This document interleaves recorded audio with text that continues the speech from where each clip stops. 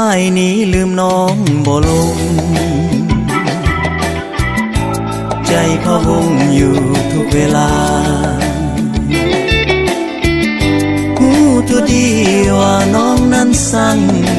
น้ำหน้าแต่ด้วยว่าอ้ายนี้ฮักน้องเหลือเกินว่าน้องสงายเท่าใดแต่หัวใจของอ้ายยังเพ้อแม่น้องได้ยังสุขใจเหลือเกินทั้งน้องเมื่ออ้ายยิ่งหักน้องขึ้นไปก่อนนี้อ้ายเคยหากับน้องมาครั้งหนึ่งความหักอ้ายคงบ่ซึ้งน้องจึงหันเปลี่ยนไปปล่อยให้อ้ายต้องซ้ำระกำในดวงใจในดวงใจในดวงใจแต่อ้ายนี้ลืมน้องบ่ลงคงทุกข์ทรมอย่างนี้เลื่อยไปหูตัวดีว่าน้องหมดความสนใจต้องทนอายเพราะอายลืมน้องบ่ลง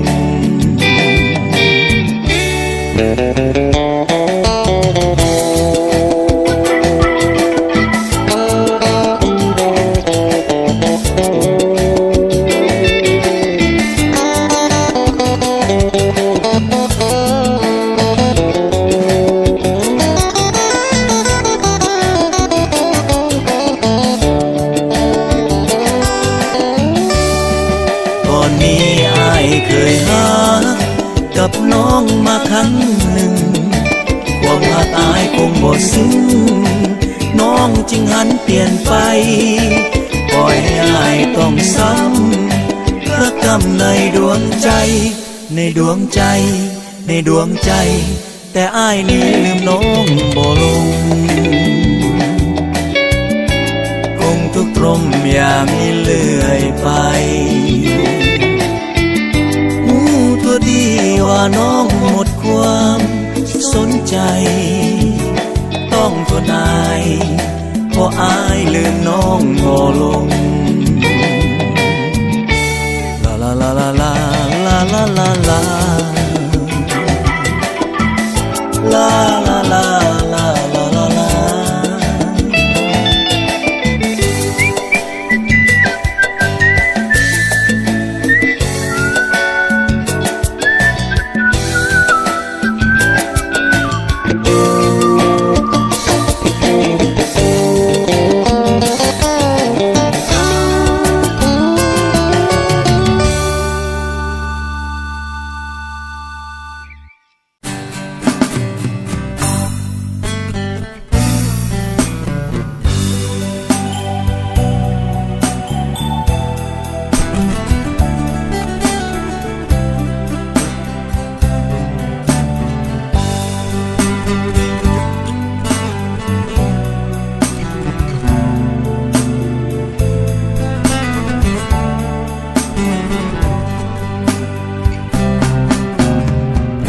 เห็นหยาดน้ำฝนหล่นจากสายคางเหมือนหยดน้ำตายามฟ้าสะอื้นฟ้าคงจะปวดดวงใจสุดฝืนฟ้าคงสะอื้นมองมนจนซ้ำสวงในฟ้าโกรธเคืองไผจึงแอบระทมหรือว่าฟ้าตรมเป็นแผลหัวใจหรือมีความผิดอารมณ์หวั่นไหวหรือคนหักนายฟ้าจึงได้หลั่งน้ำตาดินอยากสาบอยากเซ็ดน้ำตาฟ้าหลั่งแต่เก่งฟ้าสั่งว่าดินต่ำกว่าฟ้าดินยังหวังตั้ง ใจเอาไว้ว่าแม้นฟ้าสิ้นคนปรารถนาจงโน้มลงมาดินจะประคองฟ้าอย่าโศกสันอย่าหวั่นเกรงกลัวดินจะสร้างตัวเป็นภูเขาทองฟ้าคงเป็นสุขยามเอาเคียงสองฟ้าคงใสส่องสิ้นความมองมนหรือไทย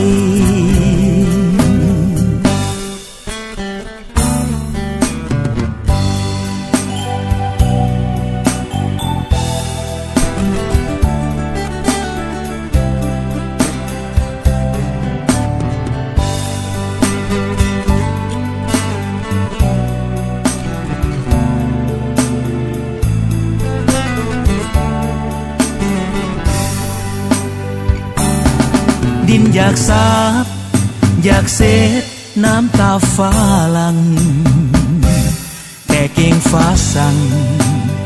ว่าดินต่ำกว่าฟ้าดินยังหวังตั้งใจเอาไว้ว่าแม้นฟ้าสิ้นคนปรารถนาจงโน้มลงมาดินจะประคองฟ้าอย่าโศกสันอย่าหวั่นเกรงกลัวดินจะสร้างตัวเป็นภูเขาทองฟ้าคงเป็นสุขยามเมาเคียงสองฟ้าคงใสส่องสิ้นความมองมนหรือไทย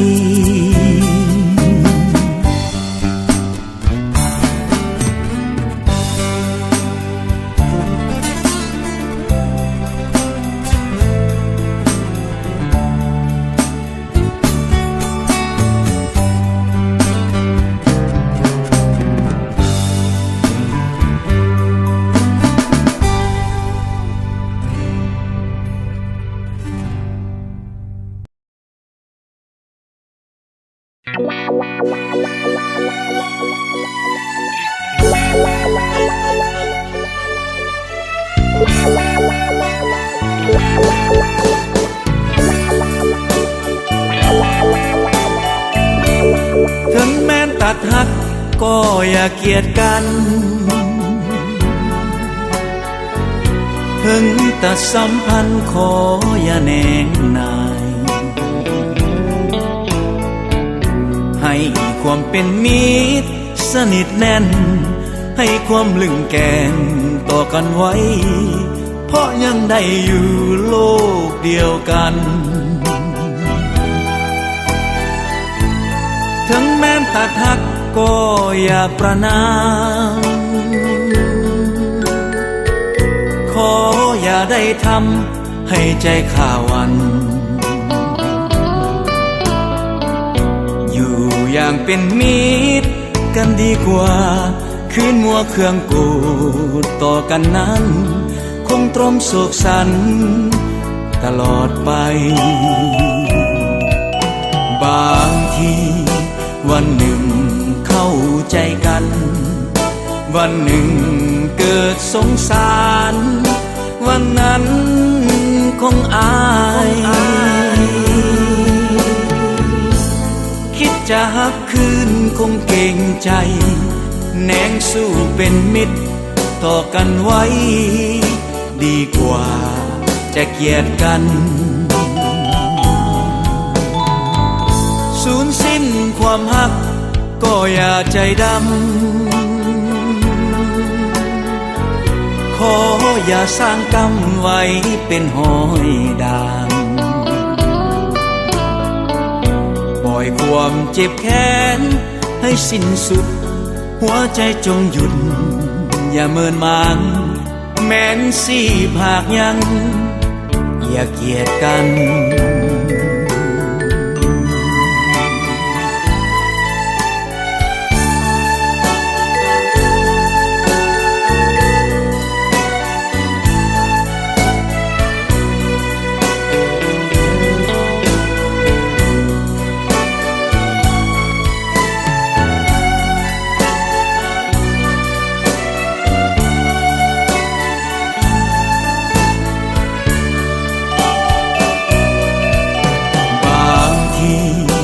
วันหนึ่งเข้าใจกันวันหนึ่งเกิดสงสารวันนั้นคงอายคิดจะหักคืนคงเกรงใจแนงสู้เป็นมิตรต่อกันไว้ดีกว่าจะเกลียดกันสูญสิ้นความหักก็อย่าใจดำขออย่าสร้างกรรมไว้เป็นหอยดามปล่อยความเจ็บแค้นให้สิ้นสุดหัวใจจงหยุดอย่าเมินมานแม้นสีภาคยังอย่าเกลียดกัน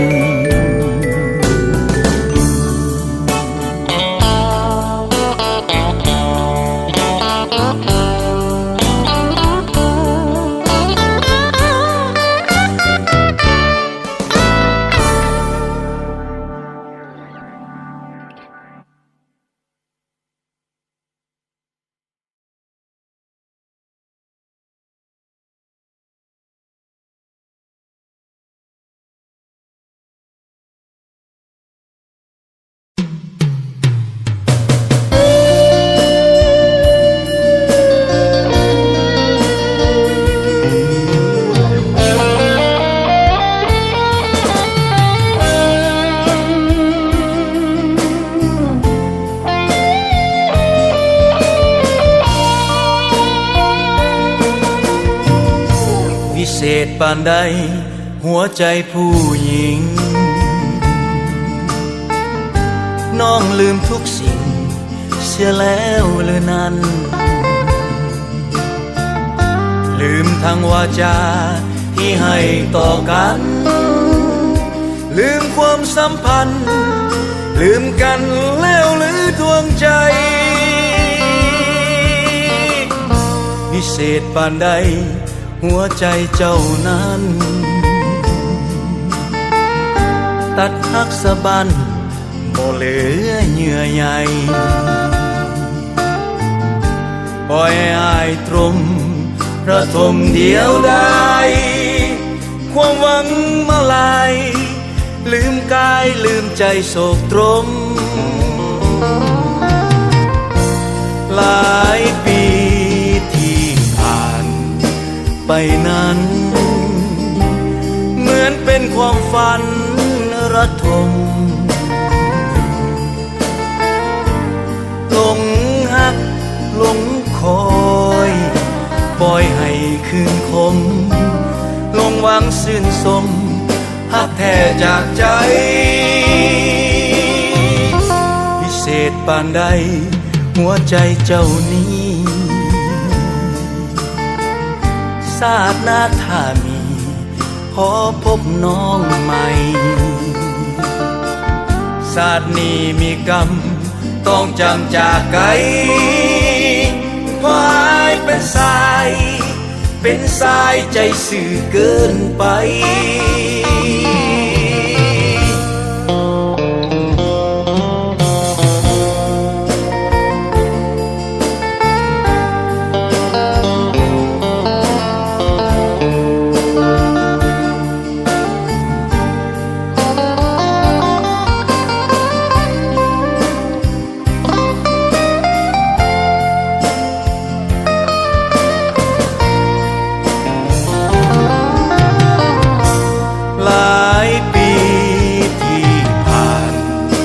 ไปนั้น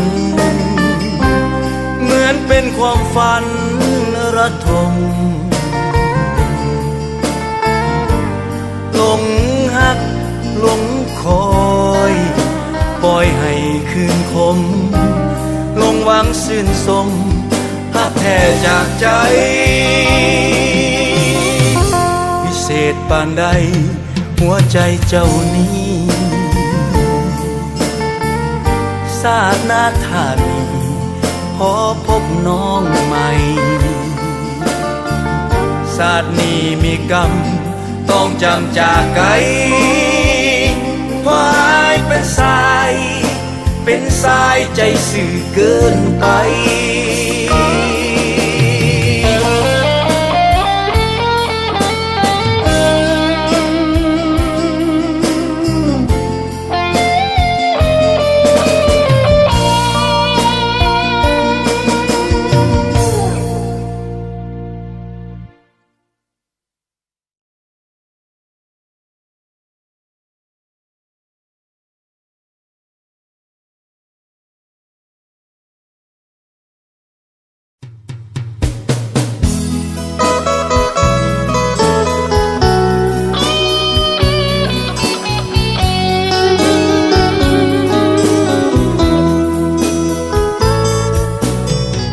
มองเห็นอาทิตย์ใกล้อัสดงตาเว้นคำลงจนหลับขอบฟ้าป่านนี้ที่หายังบ่เห็นมาน้องเมื่อนี้หน้าไปอยู่หนใดที่หาอ้ายสุดทะนึงอ้ายสุดคิดถึงน้องแทบขาดใจคอยแล้วคอยแก้วขวัญใจหลงคอยเมื่อใดน้องจึงจะมาการเวลาหมุนไปหมุนไปหมุนไปกับอีกดวงใจที่เฝ้าคอยหาอีกป่านใดน้องจึงจะมา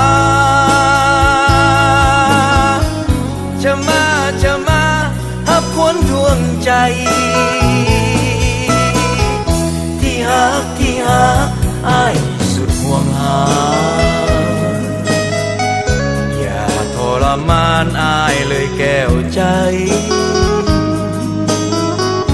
มาติดที่หักมาอยู่สิใกล้มาที่ดวงใจอ้ายยังเฝ้าโล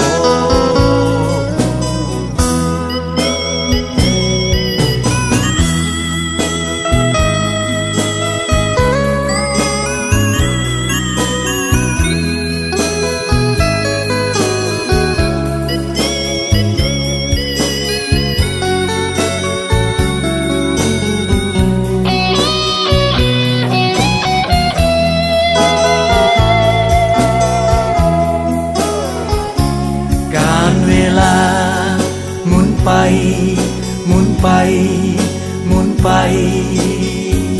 กับอีกดวงใจที่เฝ้าคอยหาอีกป่านใดน้องจึงจะมา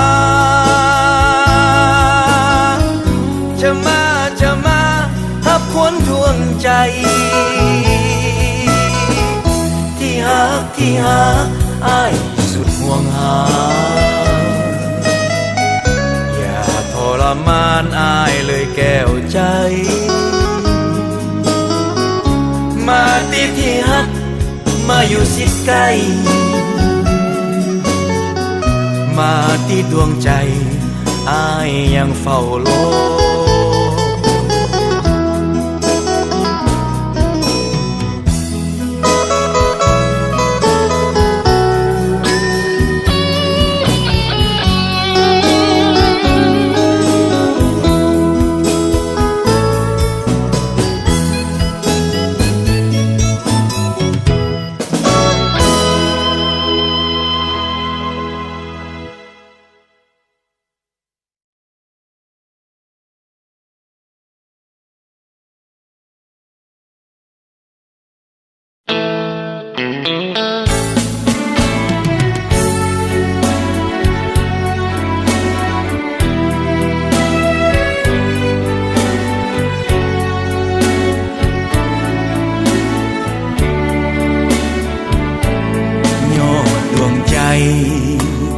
อ้ายหนีไปบ่รอ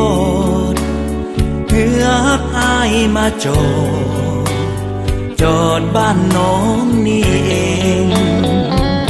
อ้า ายมีเหือฮักบรรจุฮักจริงบ่ต้องหวันเก่งขอน้องนางหักหนุ่มห้องเพลงฮักแล้วก็ต้องฮักจริงลงเหงื่อใจตามน้ำของกดเลี้ยวเหือฮักอายแสนเปลี่ยวเปลี่ยวใจให้คู่ยิงได้มาพบน้องที่สุดโสภาก็ต้องฮักจริงขอน้องนางอย่าได้พะวิงอายมอบฮักจริงด้วยใจโอ้นาวา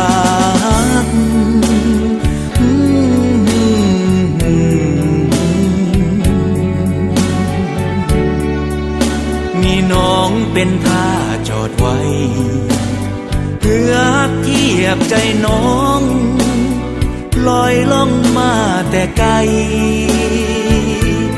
ขอหัวใจฮักจริงให้อายเถิดนายอดดวงใจอายนิยมเป็นท่าเหือฮักอายบ่อาจากนวลน้องแก้วตาด้วยว่าเหือฮัก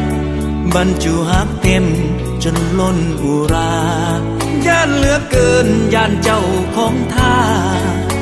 จะล้มเหือฮักอายจม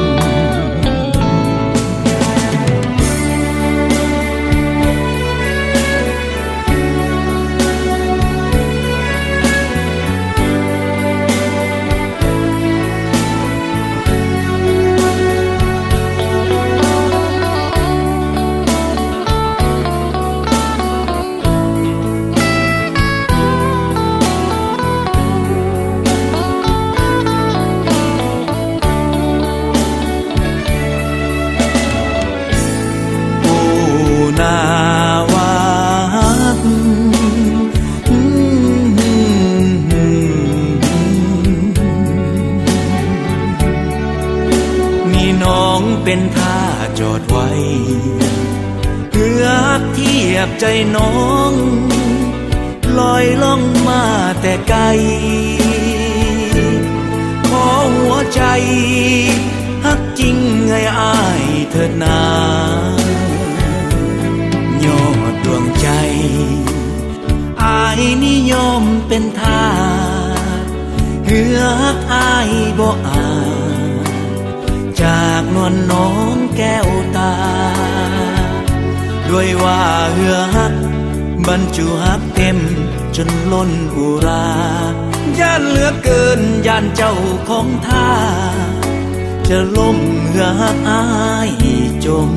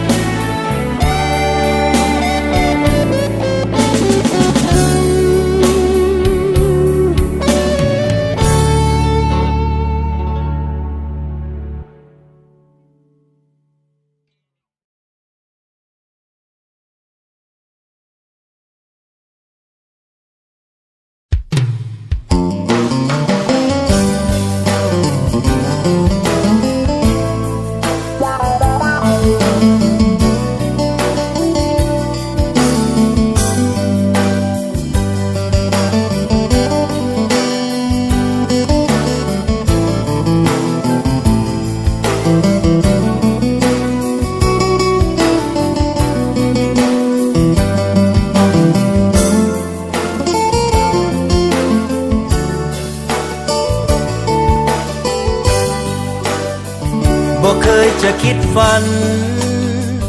ว่าน้องจะลืมง่ายอย่างนี้ น้องเคยบอกไว้ ว่าจะหักสุดชีวิตบ่มีวันจะนายหนีบ่มีวันจะจืดจางมนใจสุดทนฝืนกลัวไฟไม่สุมเฮาล้นให้อกห่างน้องมาปล่อยอ้ายให้สุขตรมดับสีวังดังทาราขาดเวินวังดังโลกาขาดอาจินด้วยเหตุใดด้วยเหตุใดน้องจึงลืมมีหักใหม่เสยสิทธิ์หรืออายทำผิดให้มองอายอย่าหูอายอย่าหูอายอยากเห็นแต่ใจก็ยังห่วงน้องเสมอถึงความหักห่างเว้นน้องควรให้หูถ้าบ่หักบ่คิดเห็นอ้ายยังคงบ่สิ้นเวรหากนวลนางไฟลืมลา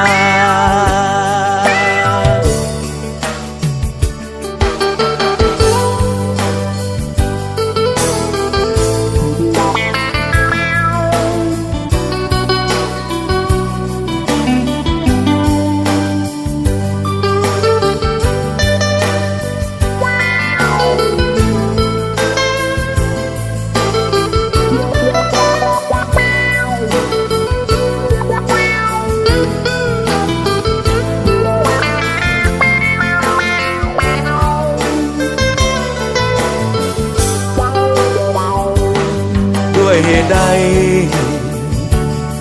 ด้วยเหตุใดน้องจึงลืมมีหักใหม่เสยสิทธิ์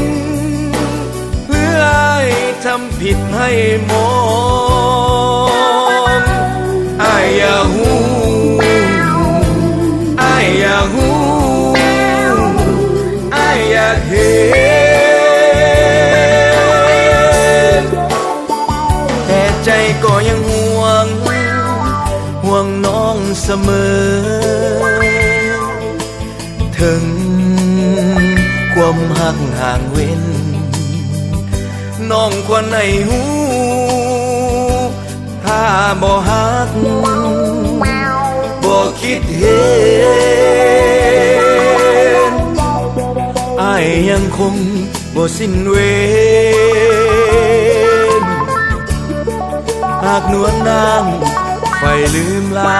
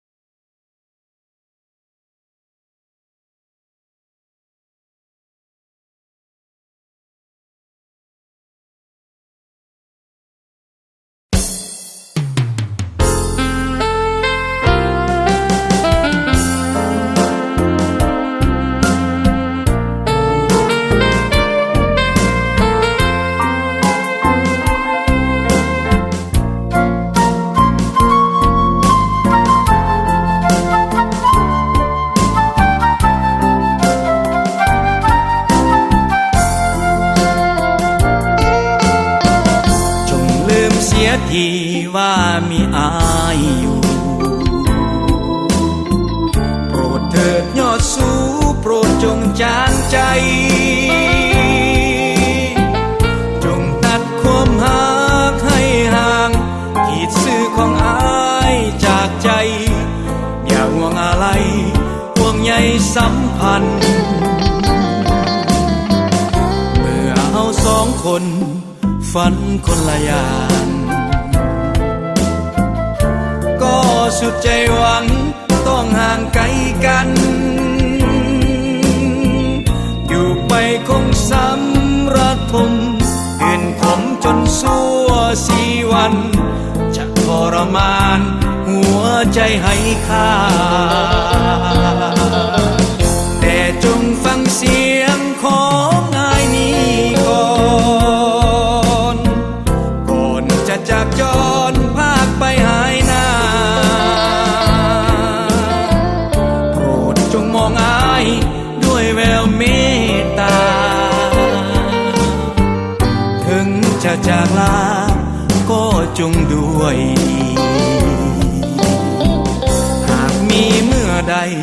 หัวใจกลมกันหากเทพสวรรค์นั่นโปรดปราณีจงกลับมาหากันใหม่ร่วมใจร่วมกันฝันดีสู้หน้าตาปีสีบนี้มาลาย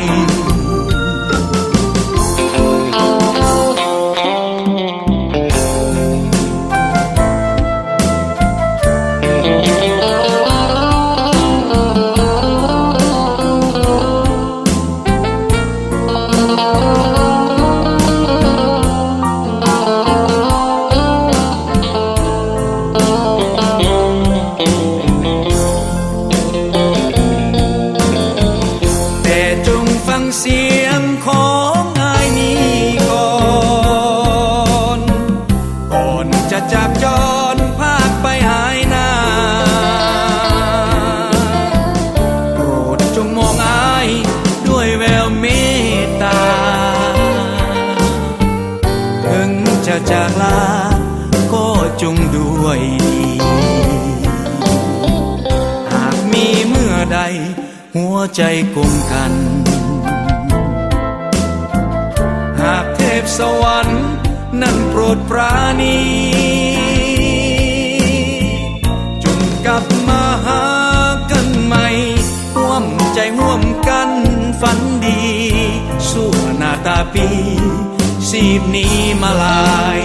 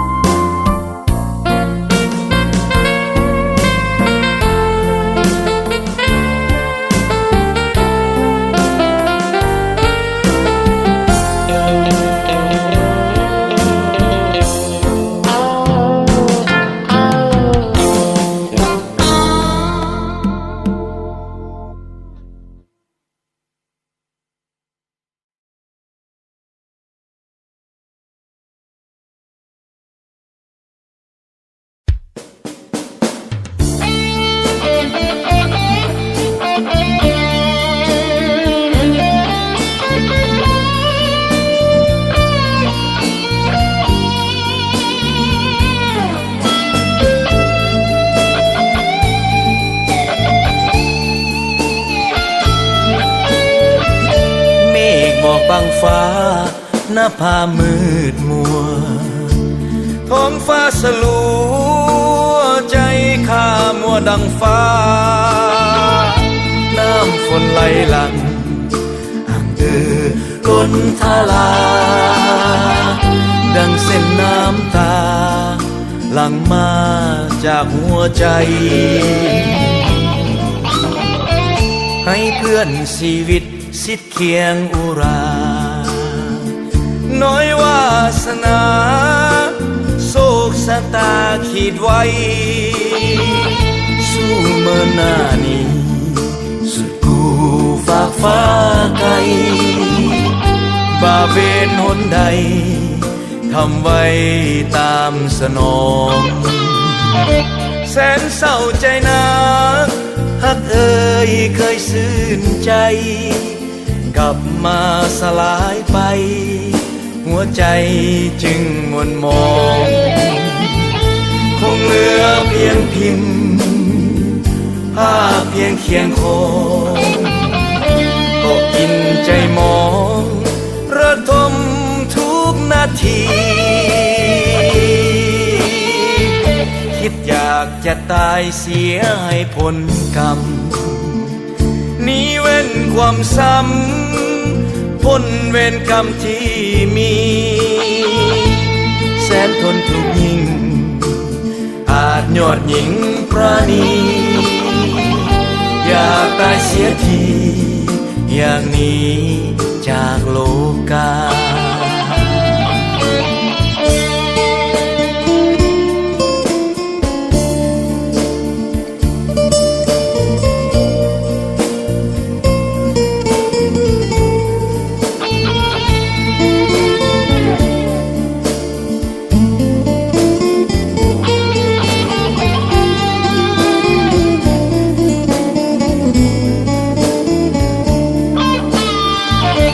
แสนเศร้าใจนัก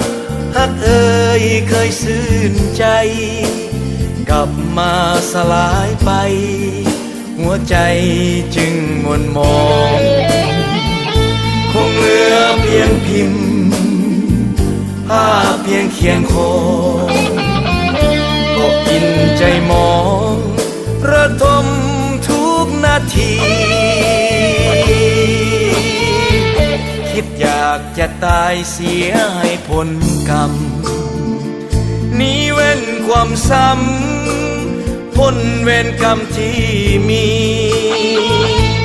แสนทนถูกยิงอาจยอดหญิงประณีอยากตายเสียทีอยากหนีจากโลกา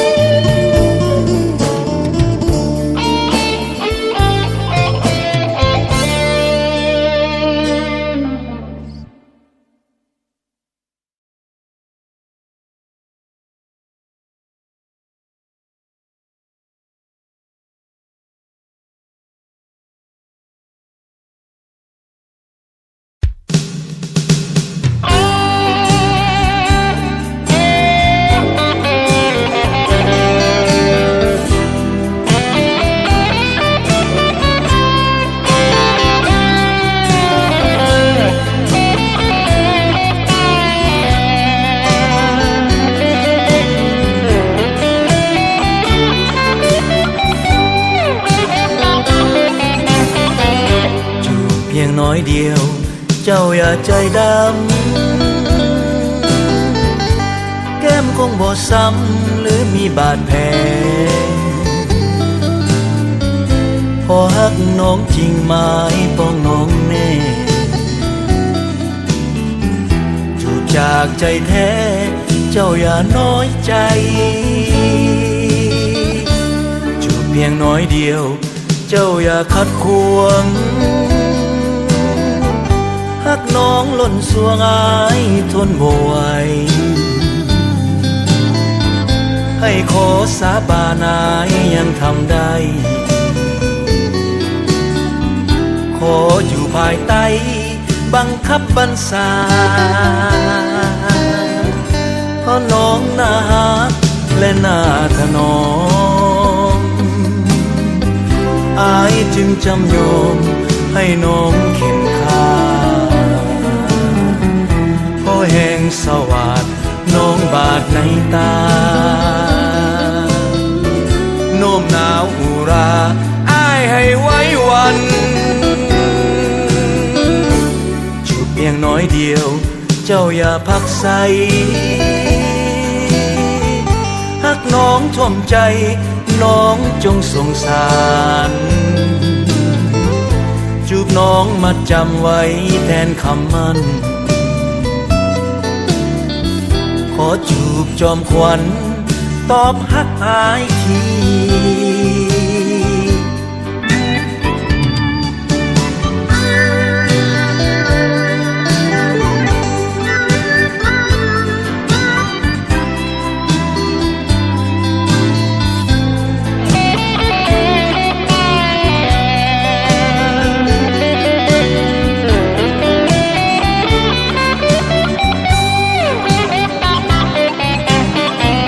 เพราะน้องน่าฮักและน่าถนอ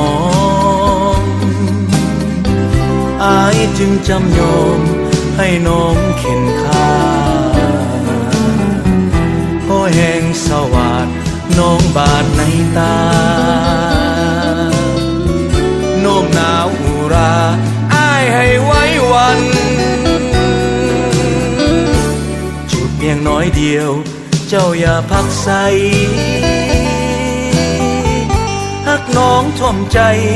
น้องจงสงสารจูบน้องมาจำไว้แทนคำมั่นขอจูบจอมขวัญตอบฮักอายที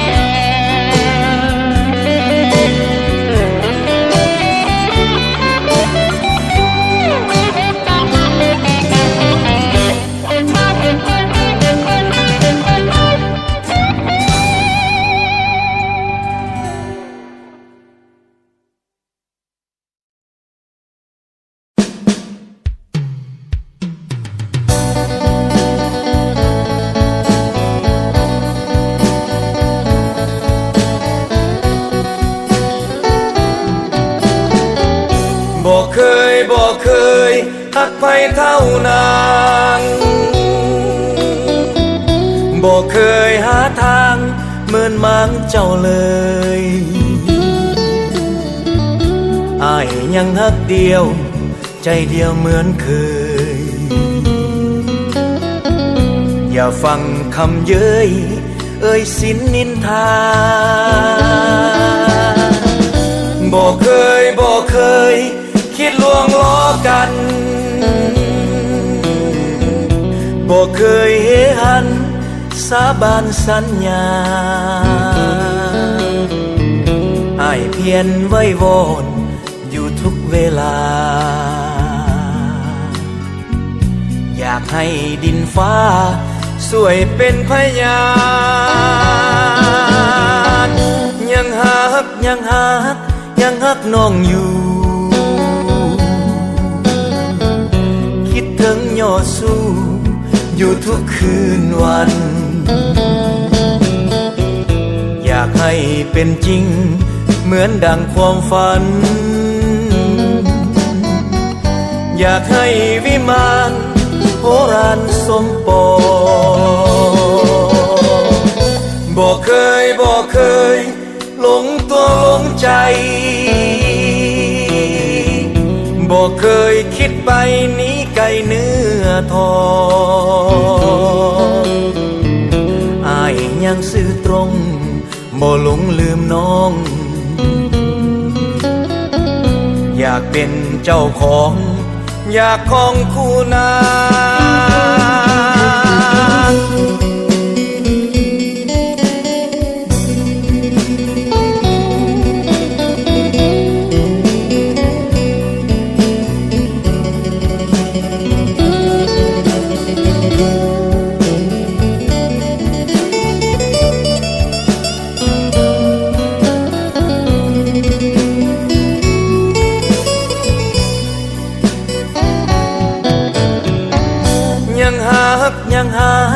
ยังฮักน้องอยู่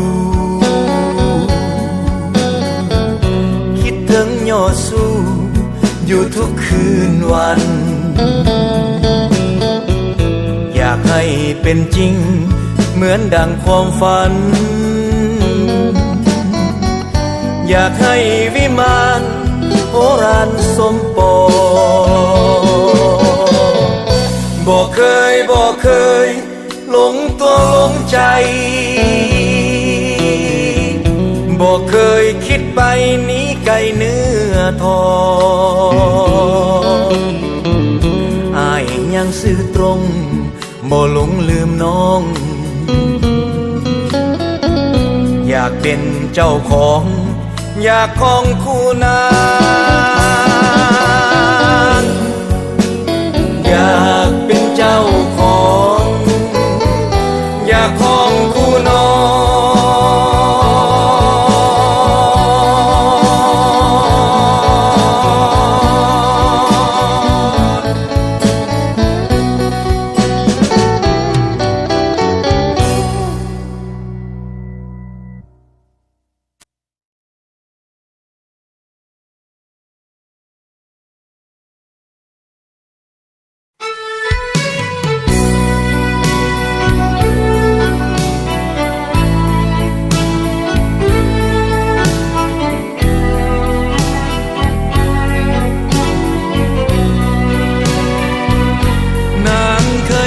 สายมาแล้วมากมายหลายหน้าจนเทขนานนามว่ายอดหญิงแม่นกราตรีสังคมกีดกันแบ่งสั้นคนละนาลีมีห้อยด่างพ้อยลาคีนางเป็นสตรีสิ้นคนบูชาตัวนางจะสานแต่ใจนางงามเหลือล้นงามกว่าผู้หญิงหมื่นคนที่ข้าเคยพบผ่านมาให้จะประนามเหยียบยามก็ตามเถิดนานางเป็นเพชรที่สูงล้ำค่าที่ฝังกายาอยู่ในเฮือนตรงใจอ้ายนี้ว่างทั้งสี่ห้องจะมอบให้น้องได้ของฮักอันสุขสมมีวังน้ำใจไว้ล้างกินสาขาวต้มมีอ้อมแขนไว้แทนผ้าเมื่อสายลมพัดผิวเรือนกายเคยผ่านสายมาแล้วมากมายก็สร้างอายจะขอฮักแต่นางฝากฝังชีวิตจนตายเบื้องหลังผ่านมาลบล้างมันเสียให้หายมาเป็นเพชรคนเดียวของอายมาฮักกันไปสู่นิรันดร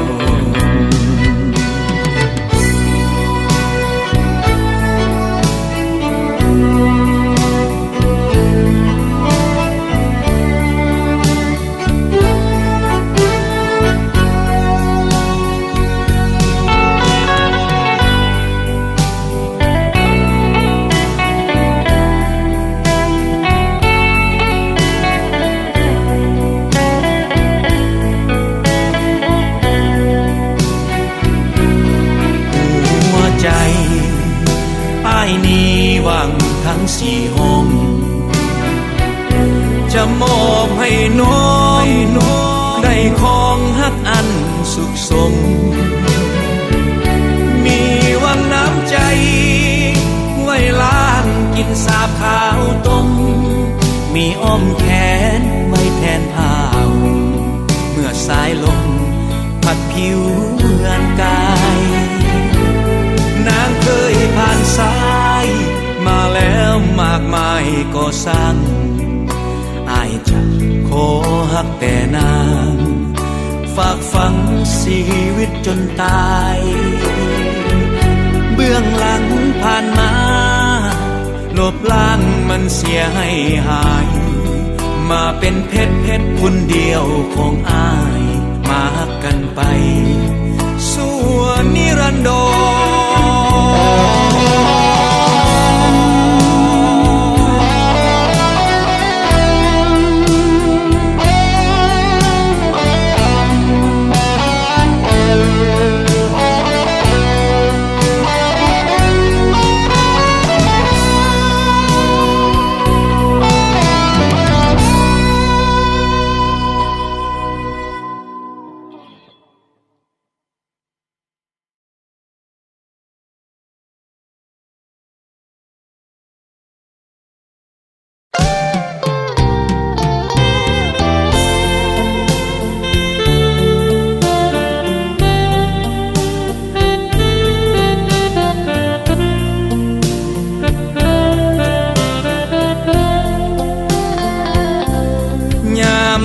กันคมคืนน้องก็ว่าหวานยามฮักกันความทุกข์น้องก็ลืมสิ้นเข้าขาดแรงแกงขาดหม้อน้องบ่ทวินผักหญ้าน้องก็จะกินจอมดอยน้องก็จะอยู่หากมีอายอยู่แห่งนั้น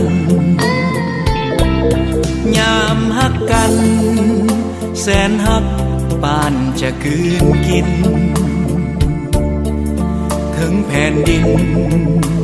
นาทีจะควงขีดกัน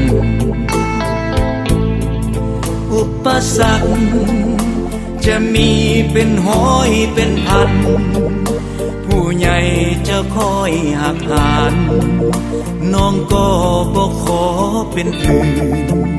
สิ่งเดียวคือจะทนเอาอำนาจแห่งความหักหนักเกินแผ่นดินแผ่นฟ้าไว้น้ำพื้นพระสุธาว่าเลิศหมดถึงใจเฮาผู้พาหินแผ่นล้านนักลำเทียบใส่ยังเบาอยู่ไกลหอมห้วยภูเขาแห่งหักยังทรงถึงอยู่เพราะหักนั้นบ่จืดจางยามฮักกันนรกก็เป็นสวรรค์ยามสั่งกันสวรรค์ก็เลยอ้างว้างความหวานมันก็กลายเป็นจืดเป็นจางความฮักกับเป็นบาดหมางเอาแน่บ่ได้ดอกฮัก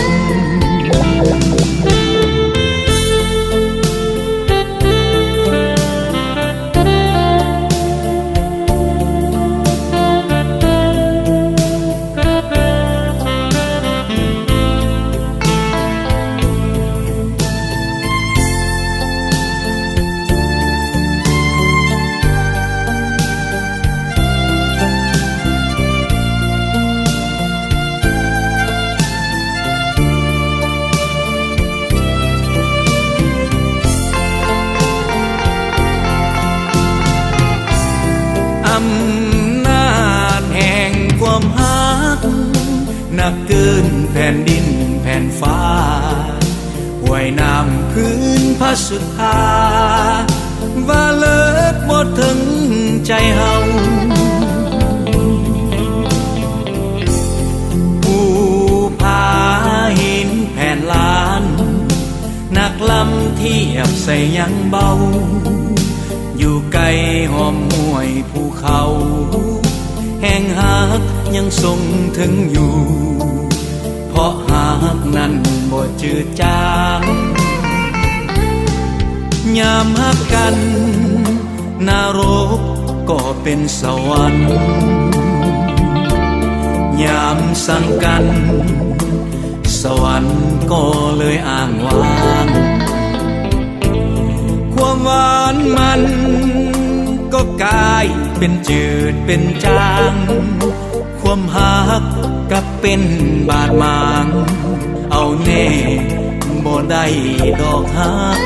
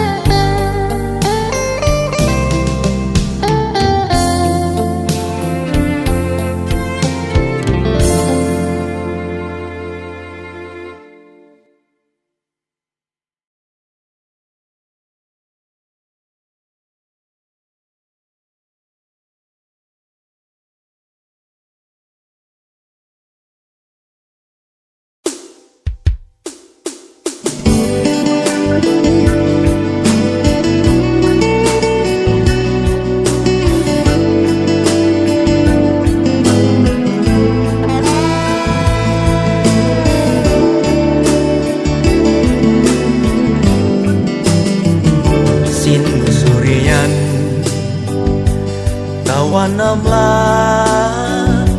นภามนหมู่น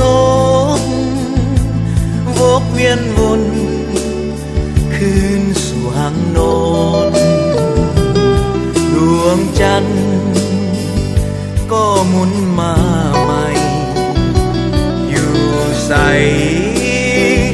เพื่อนเคยห่วมมอนจากจนแล้วบอกกลับมาสิ้นสุริยันผ่านเยี่ยมขอบฟ้าที่ว่ากระจ่างคำแลงแสงเลือนลางคอยจืดจางลาดวงใจเขาก็เหมือนกันสงสารสั่วเพียงเวลาผ่านมาแล้วก็ผ่านไปโอ้สุวีแม้นจำต้องลายังกลับมาเมื่อรุ่นใหม่แล้วหากที่จนจากไปเมื่อใดน้อจะกลับมาสิ้นความสงสารหมดความปราณีแล้วหรือใดจึงห่างเหินห่างไปเหมือนเส้นทาราลืมคำที่เคยพำพ่อทอดคืนสิ่งความเสน่หาจากลาแล้วลืมสิ้นกัน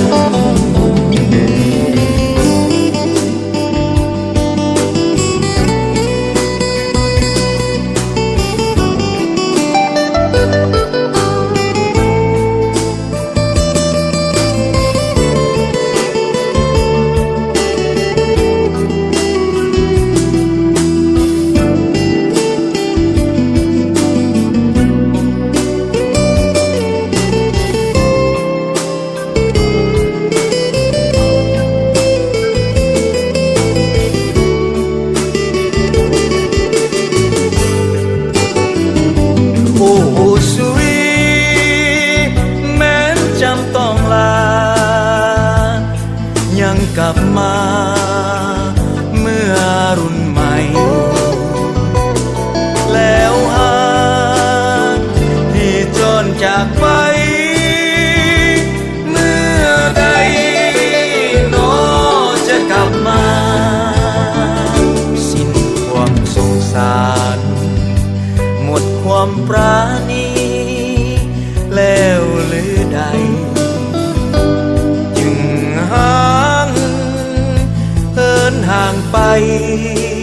เหมือนเส้นทางลืมค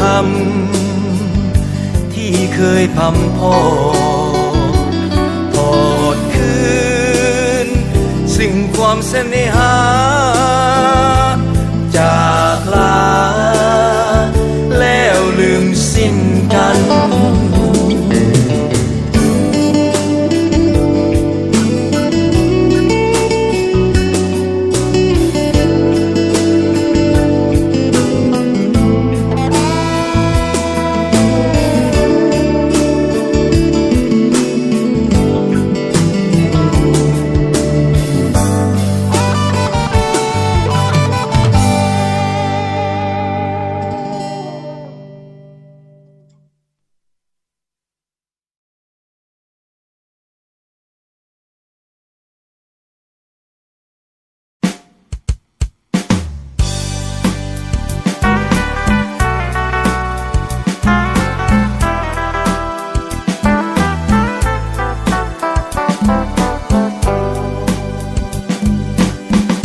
อ้ายอาจมาสาไปแล้วนี่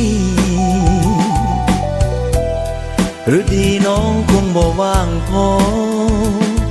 ให้คอยแต่อ้ายจะขอบอกกับน้องว่าใจอ้ายปองประคองน้องเต็มรา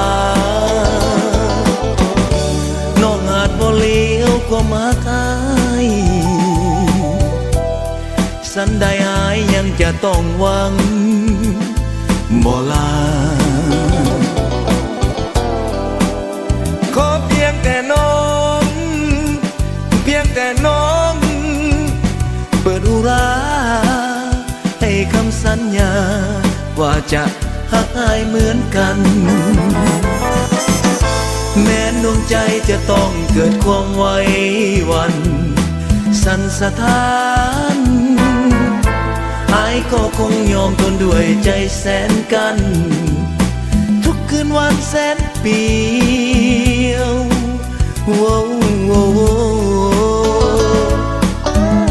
อายอาจจากน้องได้แน่นหลายแฟนแสนคนบ่ต้องการจะเลี้ยวหากน้องเอ่ยฮักอ้ายจะฮักบอกคนเลี้ยวมันในฮักเดียวหัวเกี่ยวฮักน้องถึงตาย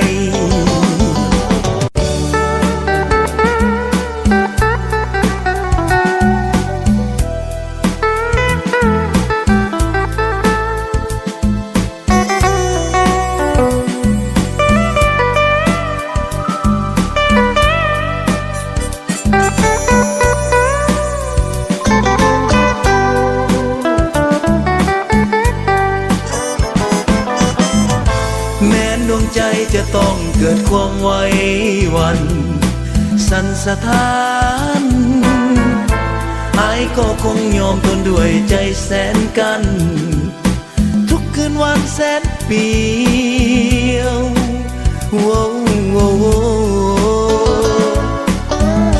อายอาจจากน้องได้แน่นหลายแฟนแสนคนบ่ต้องการจะเลี้ยวหากน้องเอ่ยฮักอ้ายจะฮักบอกคนเลี้ยว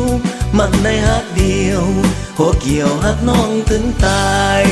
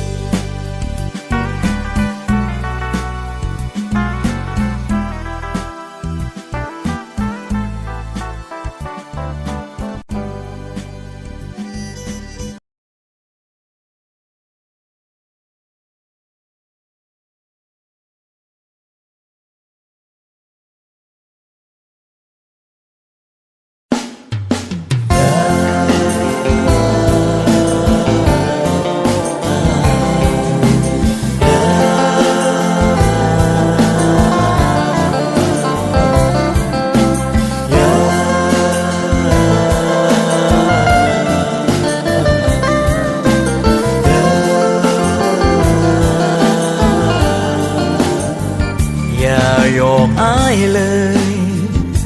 ทำความคุ้นเคยให้ดังจะฮักพออายสนใจน้องบอกบ่จา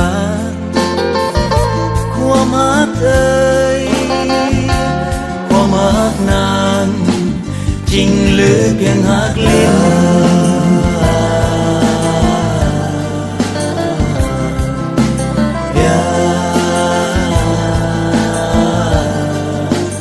อย่าบอกอายเล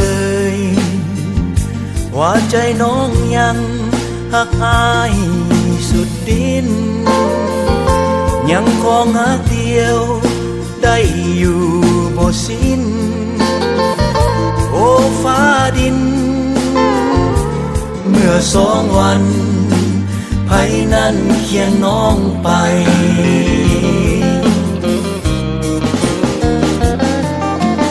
ฮักก็บอกบ่ฮักก็บอกให้หูอย่ามาคู่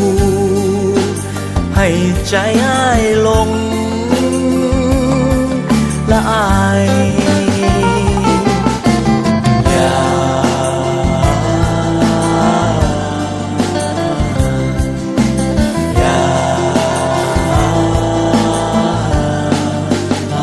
่าหลอกอายเลยเธอง่ายเป็นสายใจง่ายกว่าไผยังคงฮักเดียวได้อย่างสดใสพอแล้วเอ่ยความฮักลวงคืนฮักไปก็ทน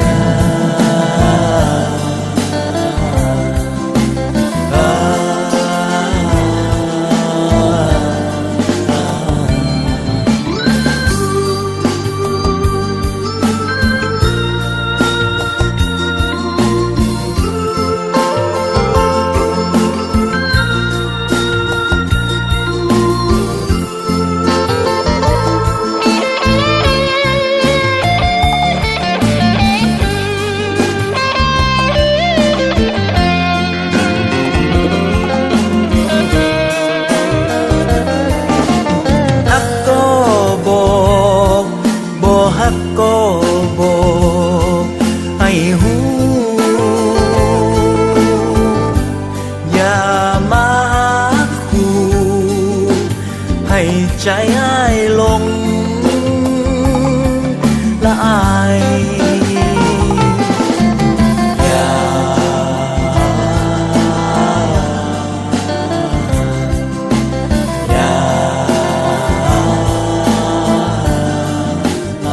อย่าหลอกอายเลยเธอง่ายเป็นสายใจง่ายกว่าไผยังคงฮักเดียวได้อย่างสดใส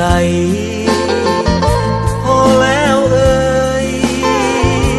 ความฮักลวงคืนฮักไปก็ทน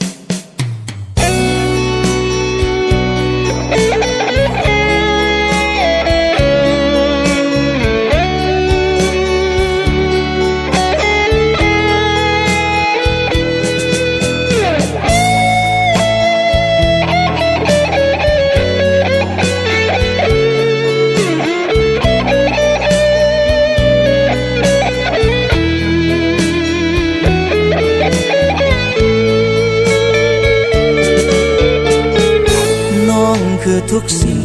อยู่ในหัวใจน้องคือแสงไฟ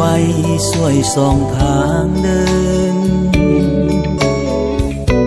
น้องคือพลังแห่งใจน้องคือคนอายสรรเสริญสุดแสนประเมินสุดเกินบรรยายทุกลมหายใจอายมีเพียงน้องแม้นบ่ได้คงเคียงคู่คงตายทุกวันอายเฝ้าฝันหาทุกเวลาอะไรสีห้องหัวใจอายมีเพียงน้าห่วงหาตื่นภาวะยามนอน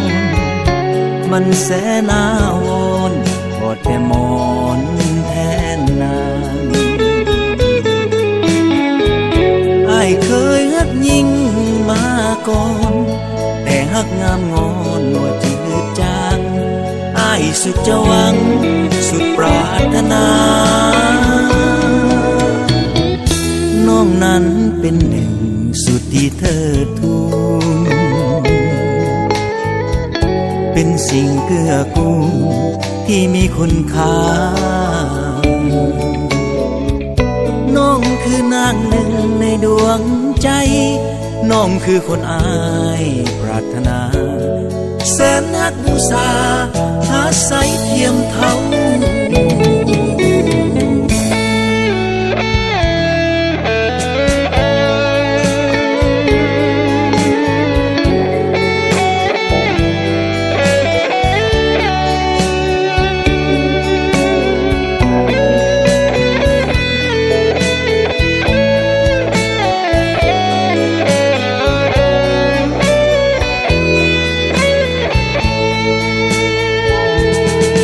ห่วงหา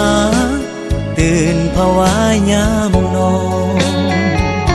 มันแสนอาวรณ์กอดแต่หมอนแทนนางอายเคยฮักยิ่ง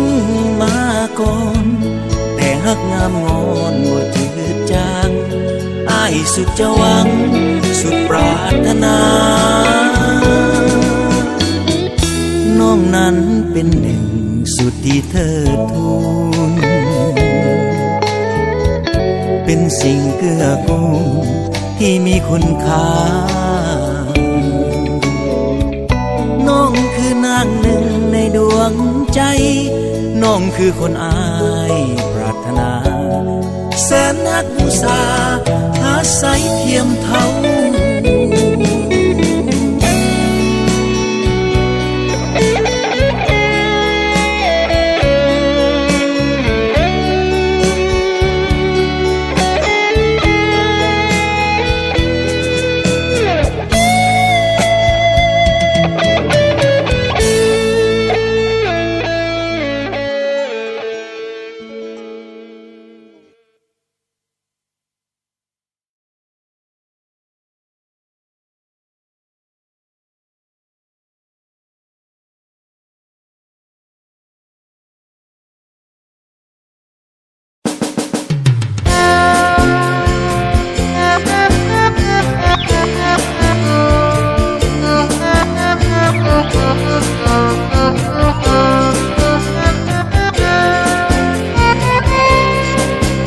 บ่เห็นไผงามปานเจ้า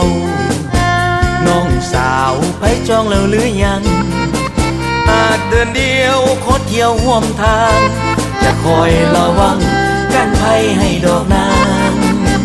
คุ้มใดหนอนางน้องอยู่อยากหูเมื่อตอนได้เห็นหน้าน้องเป็นคนหรือเป็นเทวดา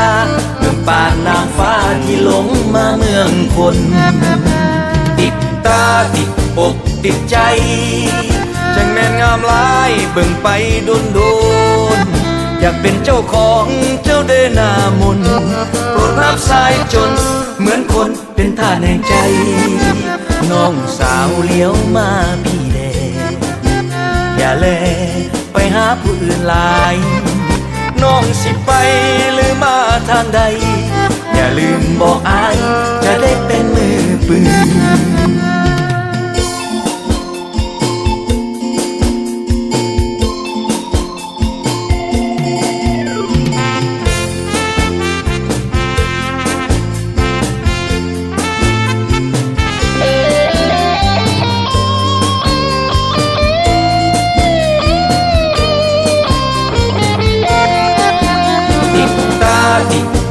ติดใจจังแม่นงามหลายเบิ่งไปโดนอยากเป็นเจ้าของเจ้าเดนามนโปรดรับสายจนเหมือนคนเป็นท่าแห่งใจน้องสาวเลี้ยวมาพี่แดอย่าแลไปหาผู้อื่นหลายน้องสิไปหรือมาทางใดอย่าลืมบอกอายจะได้เป็นมือปืน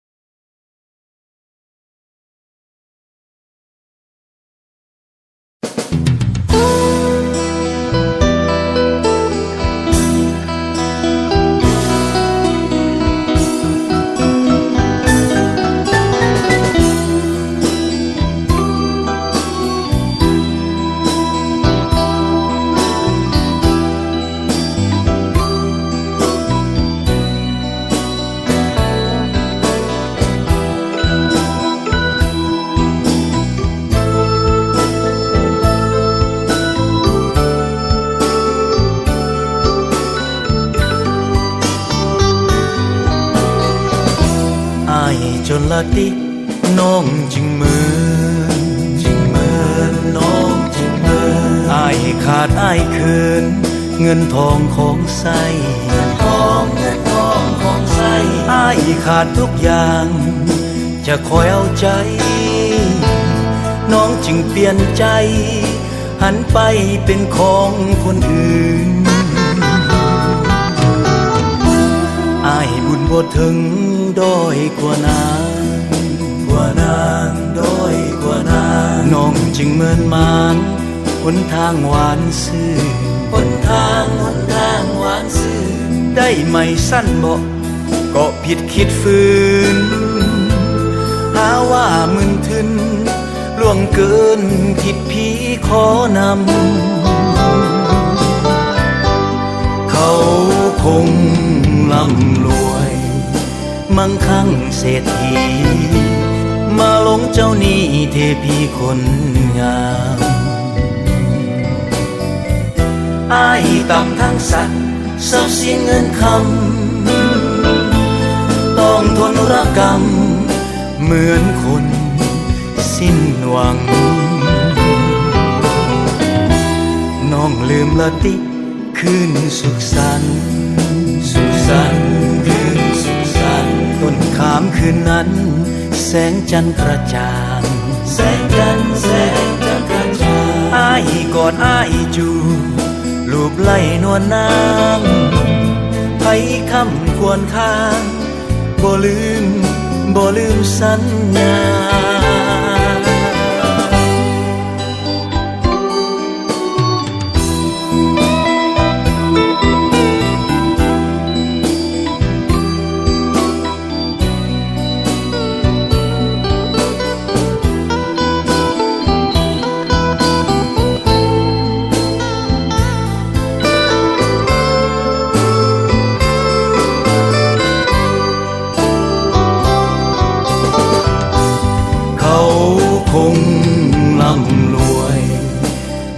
ทั้งเศรษฐี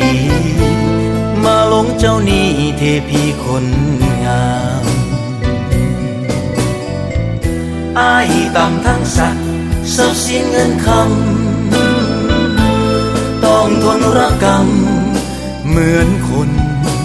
สิ้นหวังน้องลืมละติคืนสุขสันต์สุขสันต์คืนสุขสันต์ต้นขามคืนนั้นแสงจันทร์กระจ่างแสงจันทร์กระจ่างอ้ายกอดอ้ายจูลูบไหลนวลนางไผคำควรค้างบ่ลืมสัญญา